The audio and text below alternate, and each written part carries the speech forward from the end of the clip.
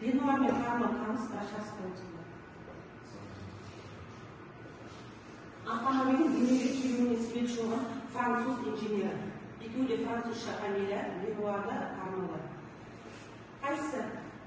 Кім айтады, қайталады тез, оны ұмытып айталым. Қажы?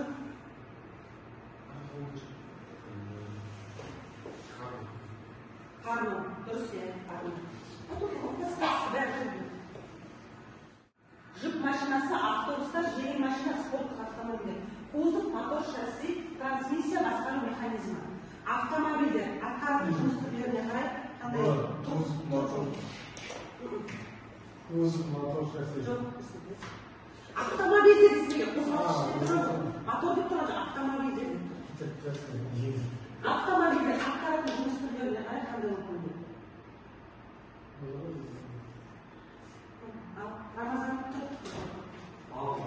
Жүк машинасы, автобустар, жеңіл машина, спорттар. Автомобиль жеңіл, жүк, автобус, спорт машина. Әр машина қызметі әртүрлі деген. Иә. Солай бөлінеді. Ол жүгі, жеңілі бәрін жеке-жеке қарапты. Жақсы. Келесі. Механизмдер мен жүйелер жиынынан тұратын күрделі машина қалай аталады? Автомобиль, двигатель, шасси. Ойланып жауап береді. Жүйелер мен механизмдер жиынынан тұратын күрделі машина.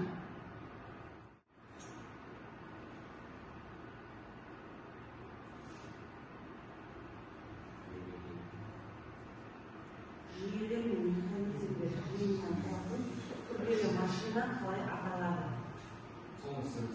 Қозғалғыш емес, оны бұлжың өткен сонда қайсысы бар?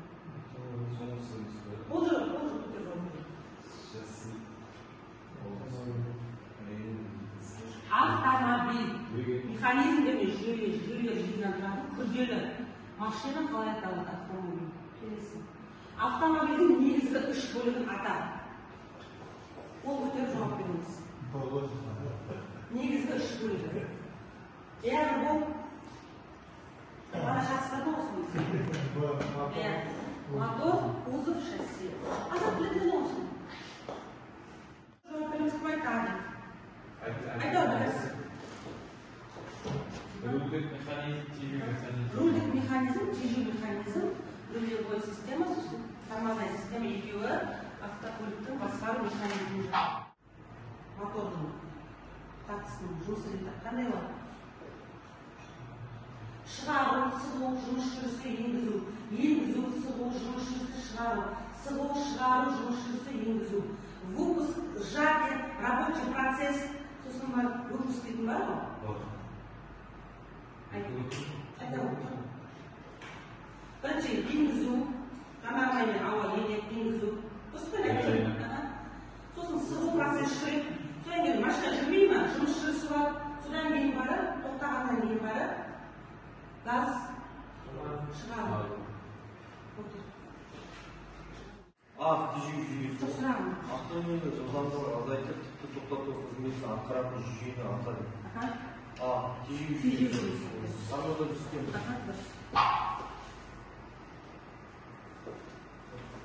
Қалтқылы камера, араластырғыш камера, инелі клапан қандай қондырғының бөліктеріне жатады?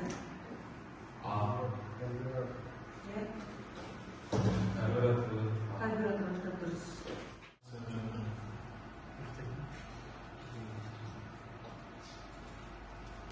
Енді бүгінгі сабағымыз, ручка бар ғой жазып алып, бүгінгі сабағымыз қозғалтқыштың механизмдері мен жүйелері барларын жазып.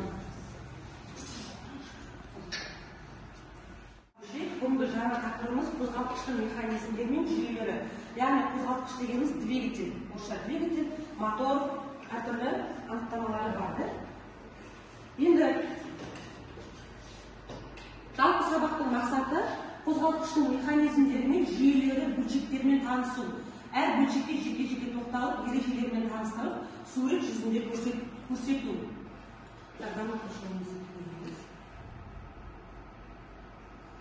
Қозғалтқыш дегеніміз не? Мотор дегеніміз не?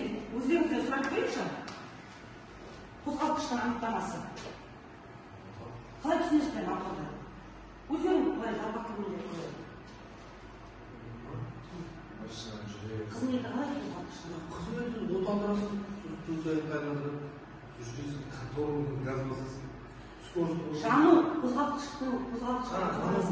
қоспаларын араластыра отырып, механикалық қозғалысқа айналдыратын қондырғыны қозғалтқыш дейді. Яғни жылу энергиясын механикалық энергияға айналдыратын қондырғыны қозғалтқыш дейді. Жылу энергиясы деген жанармай мен ауа араласқан жылу қоспасы. Қозғалтқыштың анықтамасы жылу қоспасын механикалық энергияға айналдыратын қондырғы. Қондырғы дегенде не болады? Аппарат, машинасы. Жақсы. Жалпақ термині бар ма? Енді қозғалтқыш дегеніміз бұл тек мотор деп айтылғанмен ол өте күрделі қондырғы. Мотордың өзі екі механизм бар, үлкен. Қос иінді бұлғақты механизм, яғни кривошипті шатунды механизм. Екіншісі газ таратушы механизм, газораспределительный механизм. Қазақша орысша қайталап отырайын. Содан кейін қозғалтқыштың жүйесі бар, системасы. Двигательдің 4 үлкен системасы бар. Салқындату жүйесі, майлау жүйесі, қоректендіру жүйесі, электрмен қамту, яғни оталдыру жүйесі. Осы 4 жүйе екі механизмнен құралған нәрсе қозғалтқыш деп бізде аталады. Түсіндік қой, да? Бүгінгі сабақтың жоспары келесі. Қос иінді бұлғақты механизм дедік. Кривошипті шатунды механизм. Олар қандай бөлшектер айналасында жазылып тұр?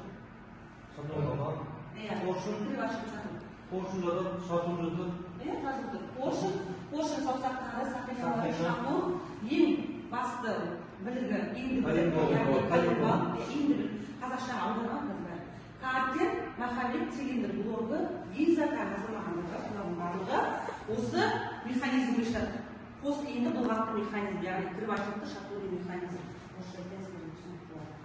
Келесі, суретінде коленбалымыз,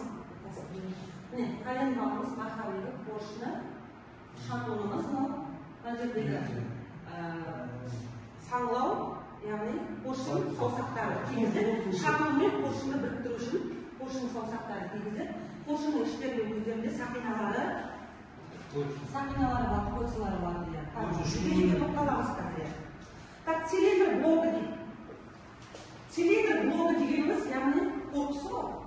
Цилиндр блогы қозғалтқыштың негізгі бөлшегі болып, оған барлық бөлшектері мен механизмдері бекітіледі.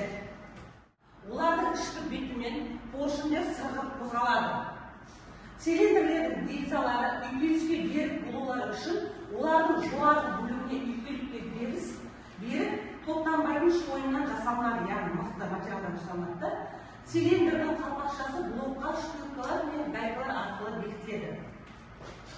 Яғни жолға затқа төзімді болу үшін арнайы шойыннан құйылады. Келесі поршын. Поршын дегеніміз газдардың қысымдарын өзінің саусақтары арқылы шатунға беру үшін қажет болса, және дайындық тақтыларды поршын арқылы іске асырылады. Мына дайындық тақтысын қозғалтқыштың 4 тактысы бар дедік қой. Енгізу, сығу, жұмыс жүрісі, шығару тактілері осы поршын арқылы іске асады, шатунмен поршын арқылы іске асады. Поршынге жоғары температурамен қысым әсер етеді. Поршын цилиндр формалы болып, алюминий қоспаларынан құйылады. Алдарыңызда тұр, поршын. Шатун, поршын саусақтары. Білесіздер ғой, мына жерге кольцалар тигізіледі. Осы поршын сырғып тұрмайды ма бүйтіп? Төменнен жоғарыға жылжып тұрады. Сол поршын арқылы жаңа 4 тактымыз іске асады. 4 такт енгізу, сығу, жұмыс жүрісі, шығару. Осы поршын арқылы іске асады. Келесі поршын суреті бар. Цилиндр формалы. Поршын саусақтары. Тағы не бар? Түсінікті ғой, да? Сколько говорится. Келесі. Жаңа айттым, да, Рамазан поршын сақиналары неше түрі бар деді? 3 түрі бар деді. Бізде енді 2 түрі көрсетіп тұр ма жерде? Үшінші түрін сұраймыз. 2 түрі бар, компрессиялық және май ысырғыш. Компрессиялық қозғалтқыштың картеріне газдардың өтпеу үшін қажет. Ал май ысырғыш цилиндрдің қабырғаларында артық майды ысыру үшін қажет. Шатунды білеміз, енді анықтамасын айта өтейік. поршынмен иіндібіліктің шатунды мойнын жалғастыру үшін және жұмыс жүрісінде поршынның күшін иіндібілікке беру үшін, сондай-ақ дайындық тактикалар кезінде иіндібіліктің қозғалысын поршынге беру үшін қажет дейді. Яғни шатун дегеніміз не деді шатунды? Коленвалмен поршынды байланыстырып тұрушы, шатун ғой, шатун поршынмен мына коленвалды байланыстырып тұрушы, яғни мойындарын жалғастырып, жұмыс тактикаларын орындайтын қызметі бар. Барлығында сондай жұмыс тактикаларын орындайтын қызметтері бар.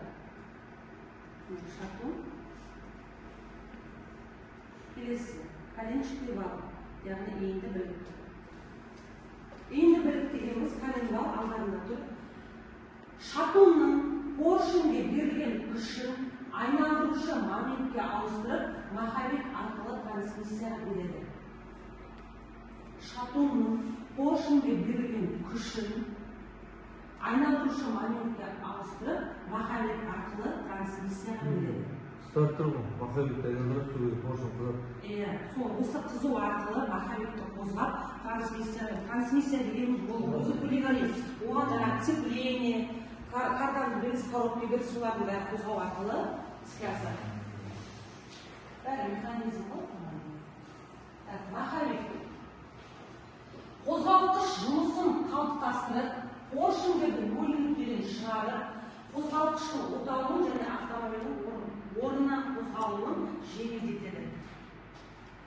Маховик қозғалтқыштың жұмысын қалыптастырып, поршындардың бөлініктерін шығарып, қозғалтқыштың оталуын және автомобильдің орнынан қозғалуын жеңілдетеді қызметін атқарады.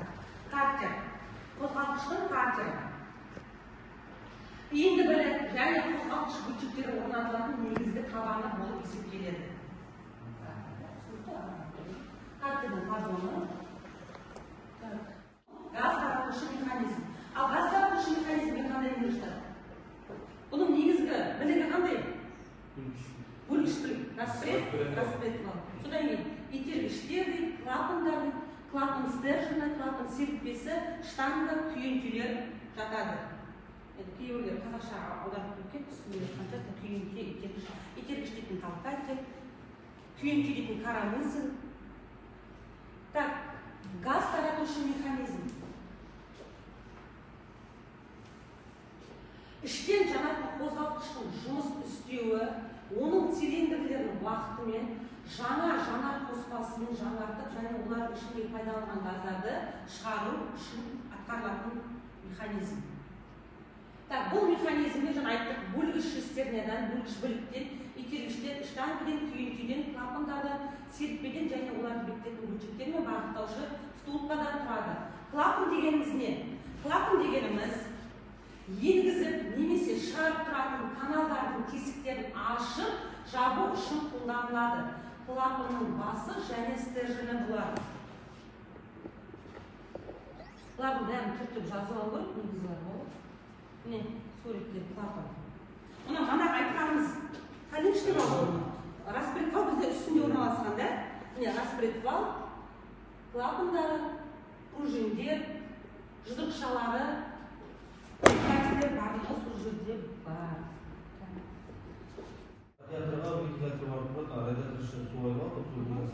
Салқындату жүйесі моторға бізге салқындатып бір режимде ұстап тұру қажет. Енді салқындату жүйесіне қандай бөлшектер жатады? Радиатор дегеніміз сосын?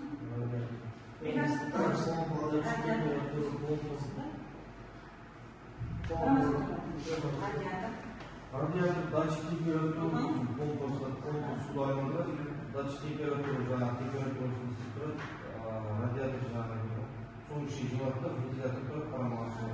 Термостатының температурасын кеткенде мені ашық, оған дейін сіз мотор жылағанша ысытып тұрады да, температура. Келесі екінші, майлау жүйесі. Майлау жүйесі. Кішкене бұры артқанда берген өзін тоқтап алсам, бұларға қандай бөлшектер жатады майлауға? Фильтр, масляный насос. Масляный фильтр, насос. картер бәрі сол майдың картер тұрады.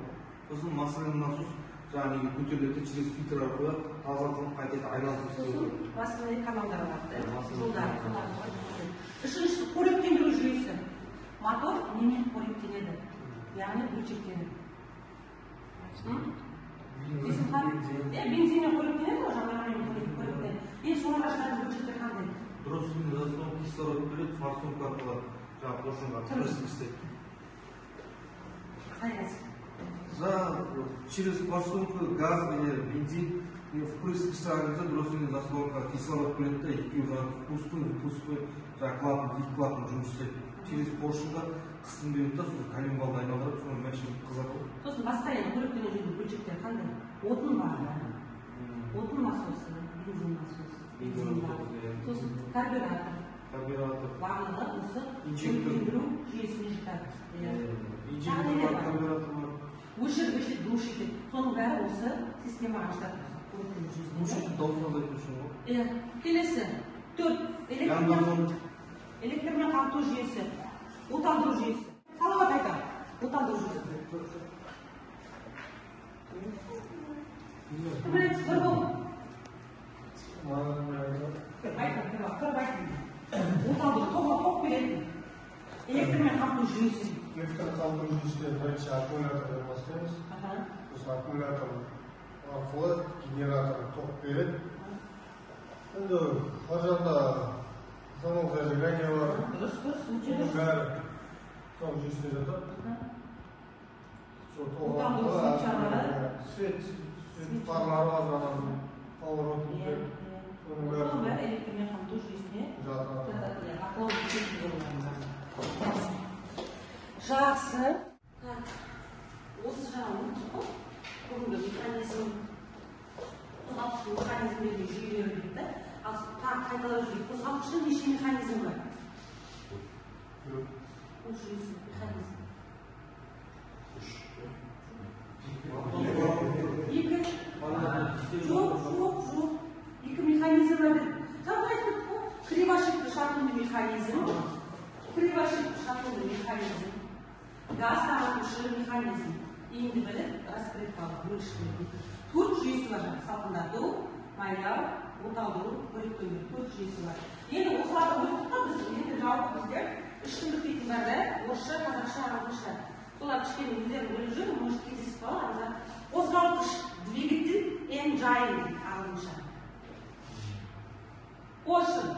Поршын енді орысша тұр, мұнда ағылшынша пистон, қазақшасы бұлғақ дейді. Бұлғақ деп жазған жоқ, сіздер бәрі түсінбейсіңдер. Қазақша. Поршын саусақтары, поршневой палец, пистон, пин. Біліп жүрмін. Поршын сақиналары, поршневой пальцы, пистон, ринг. Автокөлік, автомобиль. Коленвал. Енді біліп, коленчатый вал, кранкшафт. Келесі. Бұлғақ, шатун, connecting root. Бұл маховик, flywheel. Келесі қандай? Картер сіздер қабыл. Картер. Түсінікті. Келесі? Кузов. Қазақша? Шанақ, кузов, боди. Келесі? Аккумулятор. Батарей, аккумулятор. Түсінікті. Келесі? Май сұйысы, масляный фильтр, oil filter. Так, болды, жақсы. Мағадай мен указатель өретінде. Жақсы, енді сіздерге сабақты қорытындылау ретінде мына алғаныңызға керемет топқа біреуіңізге газ таратушы механизмнің бөлшектері, біреуіңізге кривошипті шатырының механизмнің бөлшектері. 2 механизм өттік қой жаңа. Поршын деп жатыр, маховик деп жатыр, распредвал, клапан деп. Міне 2 топқа. Мына ішінде суреттері аралас. Мына ішінде газ таратушының деп жатыр. Кіші еңбек деп жатыр. Соны мына өздерінің кіші еңбек керегін тауып, клетикестер автоматтардан кредит қорғайсыңдар. Тек сол превашивті шартының механизмі қажетті бөлшектерді тапсырасыңдар. Сендерге газ таратушы механизм ішінде аралас суреттер қайсысы жатады, соны өздерің кредитіп, мұнда қорғайсыңдар.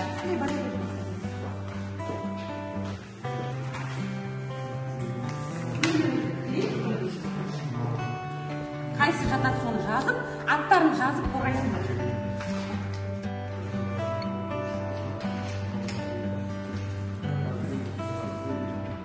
Асықпай, ойланып, аттарын жазамыз.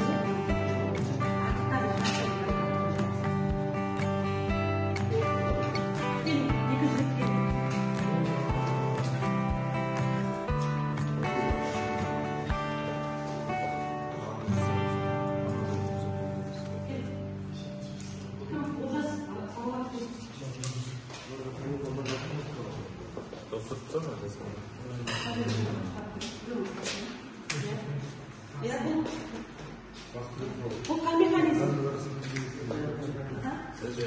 Gaz taratушы mexanizm ya bölçekleri. Neler? Sen kıtaya bölçekleri var. Ona da olsun. Böyle bir an edin.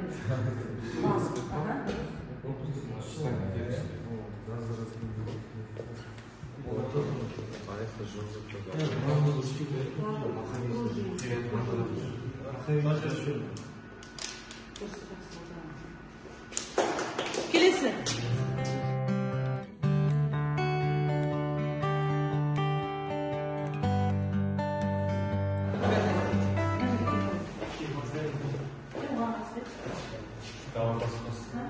O kadar mexanizm akıllı uzun film.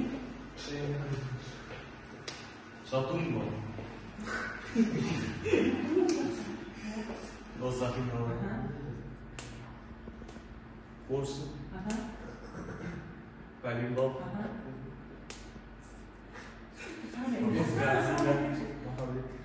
Mahalle, ya. Kelesi. Borsa da. Borsa. Borsa satılmaz. Aha.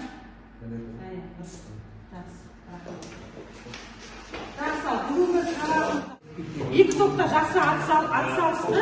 Bir ayın sonuğu içinde өте жақсы рамаза. Бегарыз. Есім қағым бар. Жоқ қалғандары жақсы деген.